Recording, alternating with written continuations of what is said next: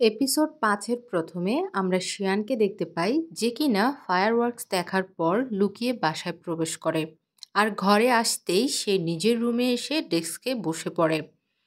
যখনই নিজের নতুন ডায়েরি বের করে কিছু লিখতে যাবে তখনই তার মা এসে জিজ্ঞেস করে সে এখনও কেন জেগে আছে। শিয়ান বলে আমি এখনই ঘুমাতে যাব। মায়ের চলে যাওয়ার পরেই শিয়ান আজকের সুন্দর মুহূর্তের কথাগুলো ডায়েরিতে টুকে রাখে আর নিজের হাত দেখতে দেখতে চিন্তা করতে থাকে বছরের শেষ দিন রাত ১২টার পরে যেসব ব্যক্তি বছরের শুরুতে আপনার সাথে থাকে বছরের শেষ পর্যন্তই তারাই টিকে থাকে। সে চায় এই কথাটি যেন নির্দ্বিধায় সত্য প্রমাণিত হয়। এর পরের সিন সকালে চলে আসে যখন তারা চারজনই এক জায়গায় আসে যেখানে লেন্টার্ন বিক্রি হচ্ছিল। শিয়ান আর শেরি এক টেবিলে আর সং আর শিও অন্য টেবিলে বসে নিজস্ব লেন্টার্নে নিজের উইশগুলো লিখতে থাকে। ইচ্ছেগুলো লিখে ফেলার পর যখনই সেগুলো উড়াতে যাবে শিও শিয়ানকে জিজ্ঞেস করে সে কি উইশ করেছিল। শিয়ান শিউকে জ্বালানোর জন্য বলে আমি উইশ করেছি নেক্সট সেমিস্টারে আমাকে যেন তোমার ডেস্কমেট না হতে হয়। শিউ বলে তাহলে পরবর্তী সেমিস্টারে আমি যদি তোমার ডেস্কমেট হয়ে যাই তার মানে তোমার লেন্টার্ন কাজ করেনি। তারপর তারা লেন্টার্নগুলো উড়িয়ে দেয় আর অবাক চোখে সেই দৃশ্যই দেখতে থাকে। দেখতে দেখতে শিয়ান আর শিউর মনে একটা উইশই চলতে থাকে যে নেক্সট সেমিস্টারে ওরা যেন একই ডেস্কমেট হতে পারে। নেক্সট সিনে সং আর শেডিকে দেখানো হয় যারা একসাথে হেঁটে হেঁটে বাড়ি ফিরছিল, যেখানে সং বলে সে তার উইশে নতুন গেমিং কনসোল চেয়েছে কিন্তু সে শেডির ডেস্কমেটেও থাকতে চায়। শেডি কি উইশ করেছে জানতে চাইলে সে কিছুই বলতে চায় না আর চুপচাপ সেখান থেকে চলে যায়। পরবর্তী সকালে স্কুলে শিয়ানের শরীর খারাপ করে আর সেদিনই তাদের এক্সাম ছিল। শিও এসে নিজের সিটে বসে পড়ে। পেপার ডিস্ট্রিবিউট করার পরে শিয়ান শরীর খারাপ অবস্থায় লিখতে থাকে। সবাই যখন পরীক্ষা দিয়ে চলে যায় তখন শিউ শিয়ানকে ঘরে গিয়ে রেস্ট নেওয়ার পরামর্শ দেয়। পরবর্তী সেমিস্টারে কি হবে এসব চিন্তা করার দরকার নেই, যখন সময় আসবে তখন দেখা যাবে। নেক্সট সিনে শিয়ান নিজের ঘরে শুয়ে রেস্ট নিচ্ছিল। তখনই শিউ শিয়ানদের বাসায় আসে আর শিয়ানের মা শিউকে শিয়ানের ঘরে নিয়ে আসে। শিউ শিয়ানের ঘরে এসে তাকে হোমওয়ার্ক নোট আর এক্সামের যে শিট সেটা দিয়ে দেয় আর নিজের খেয়াল রাখার পরামর্শ দেয়। শিয়ান নিজের রিপোর্ট কার্ড দেখে আপসেট হয়ে পড়ে কিন্তু শিউ শিয়ানকে অনেক মোটিভেট করতে থাকে। তখন শিয়ান শিউকে বলে এই স্প্রিং ফেস্টিভ্যালের জন্য শিয়ান তার হোম টাউনে চলে যাবে। এ কথা শুনতেই শিউর মন খারাপ হয়ে পড়ে, তাই তখন সে শিয়ানকে নিজের ফোন নাম্বার লিখে দেয় যাতে করে যে কোনো প্রবলেম হলেই যেন সে শিউর সাথে কন্ট্যাক্ট করতে পারে। শিউ যেতে যেতে বলে পরবর্তী সেমিস্টারে দেখা হবে, এই বলে সে চলে যায় আর শিয়ানের মন খারাপ হয়ে পড়ে। নেক্সট সিনে শিউ নিজে ঘরে পৌঁছে যায়।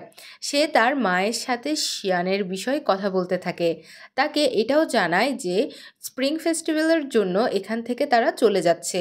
শিউর মার এ কথা আগ থেকেই জানা ছিল। শিউ তার মায়ের কাছ থেকে শিয়ানের হোম টাউনের ফোন নাম্বার চেয়ে বসে। শিয়ানের কাছে ফোন নেই, তাই কথা বলার জন্য তার টেলিফোন নাম্বার দরকার আমার।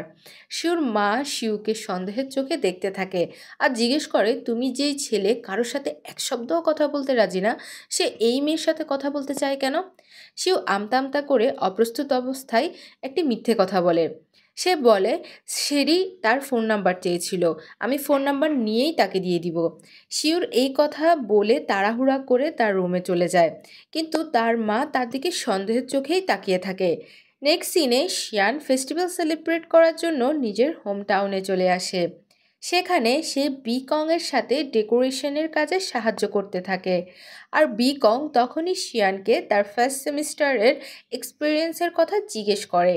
শিয়ান তাকে জানায় সে তার ডেস্কমেট চেঞ্জ করতে চায় না আর তার সামনেই শিউর তারিফ করতে থাকে। শিউর সম্পর্কে এত কথা শুনতে শুনতে বিকংয়ের মন খারাপ করে যায়, যে কারণে সে জিজ্ঞেস করে তুমি সবসময় নিজের ডেস্কমেটের কথাই কেন বলতে থাকো, এছাড়া কি তোমার কাছে আর কোনো কথা নেই? শিয়ান তখন অপ্রস্তুত অবস্থায় বলে না আমরা শুধু ক্লাসমেট। বিকং হেসে ফেলে আর বলে তুমি কি আমার সাথে বাইরে গিয়ে পটাকা জ্বালাতে চাও? শিয়ান ঘরে থেকে সেলিব্রেট করার কথা বলে মানা করে দেয়, যে কারণে বিকংয়ের মন খারাপ হয়ে যায়। এবার শিয়ান শিউর ফোন নাম্বার নিয়ে টেলিফোনের সামনে বসে থাকে। কল করবে কি করবে না এই বিষয় নিয়ে সে কনফিউজ থাকে। আর তখনই অন্য দিক থেকে দেখানো হয় শিউ ফোনের কাছে বসেই ফোনের দিকে তাকিয়ে শিয়ানের কথা চিন্তা করতে করতে তার ফোনেরই অপেক্ষা করছিল। আর এক পর্যায়ে শিউই কল করে বসে, আর শিয়ান ফোন তুলে কথা বলতে থাকে। শিউ বলে এই সেমিস্টার শেষ হওয়ার পরও সেই তার ডেস্কমেট থাকবে। শিয়ান চিন্তা করতে থাকে এটা কিভাবে সম্ভব। তারা একে অপরকে নিউ ইয়ার উইশ করে, তাদেরকে কথা বলতে দূর থেকে বিকং দেখে ফেলে, আর কিছু না বলেই সেখান থেকে চুপচাপ চলে যায়। এর পরের দিন যখন সবাই স্কুলে পৌঁছায় তো এর 4 জনের সিটই চেঞ্জ হয় না। শিয়ান শিউকে জিজ্ঞেস করে এটা কেন আর কিভাবে হলো, আর তোমার নাম্বার আমার মতো সেম কিভাবে হলো। তখন আমরা ফ্ল্যাশব্যাকে দেখতে পাই শিউ এক্সামের দিন ততটাই লিখেছে যতটা লিখলে শিয়ানের সমান নাম্বার সে পাবে। শিয়ান এ দেখে অনেক খুশি হয়ে যায় যে শিউ শুধুমাত্র তার জন্য নিজের নাম্বার স্যাক্রিফাইস করেছে। শিউ বলে আমি ওয়াদা করেছিলাম তোমার ডেস্কমেট থাকার। শিয়ান অনেক খুশি থাকায় শিউকে খাওয়ানোর জন্য বাইরে নিয়ে যায়। আর শিউ তাকে জিজ্ঞেস করে কালকে তোমার জন্মদিন, তো তুমি নিজের বার্থডেতে কি গিফট চাও। শিয়ান কিছু লাগবে না বলে জানিয়ে দেয়, কিন্তু শিউ শিয়ানকে এক জায়গায় নিয়ে যেতে চায়। শিউ শিয়ানকে প্ল্যানেটেরিয়ামে নিয়ে যায় আর তাকে তার বার্থডের গিফট হিসাবে খুব সুন্দর নেবুলা সাইট দেখায়। শিয়ানের সেখানে খুবই পছন্দ হয় আর সে খুশি হয়ে যায়। পরের দিন শেডি শিয়ানকে একটি গিফট দেয়। তখন সেখানে সং আর শিউ চলে আসে। সং শিউকে বাস্কেটবল খেলতে যাওয়ার জন্য বলে, কিন্তু আজকে তাদের পরিষ্কার করার ডিউটি ছিল আর বাস্কেটবল প্র্যাকটিসও। তাই শিয়ান আর শেডি তাদের কাজ করার দায়িত্ব নিয়ে নেয় আর তারা দুজন বাস্কেটবল খেলার জন্য সেখান থেকে চলে যায়। তারপর শিয়ান আর শেডি ক্লাসরুম পরিষ্কার করতে থাকে, আর সেই সময় শিয়ান একটি ছবি শেডিকে দেখায় যেটি সে শিউর জন্য বানিয়েছে। শেডি সেটি দেখে ছবিটির প্রশংসা করতে থাকে। তখনই সেখানে একটি মেয়ে আসে আর বলে যে তুমি কি আমার একটি কাজ করতে পারবে। ওই মেয়েটি শিয়ানকে একটি লেটার দেয় আর সেটি শিউকে দিতে বলে। শেডি এটা দেখে অনেক রেগে যায় আর মেয়েটি সেখান থেকে চলে যায়। আর শেডি শিয়ানকে বলে লেটারটি তুমি ছিঁড়ে ফেলো, কিন্তু শিয়ান বলে আমরা অন্য একজনের আবেগ কিভাবে নষ্ট করতে পারি।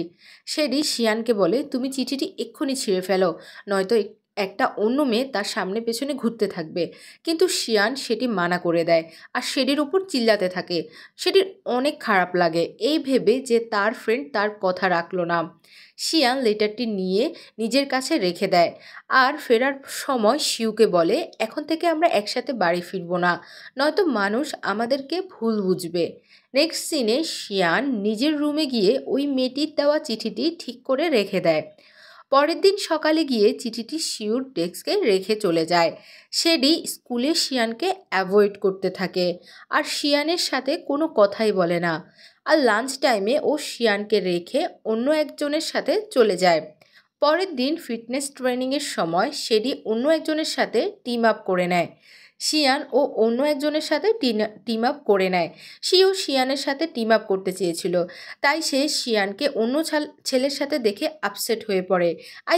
আর এই দৃশ্য দেখানোর মধ্যে দিয়ে এই এপিসোডটি এখানে শেষ হয়ে যায়।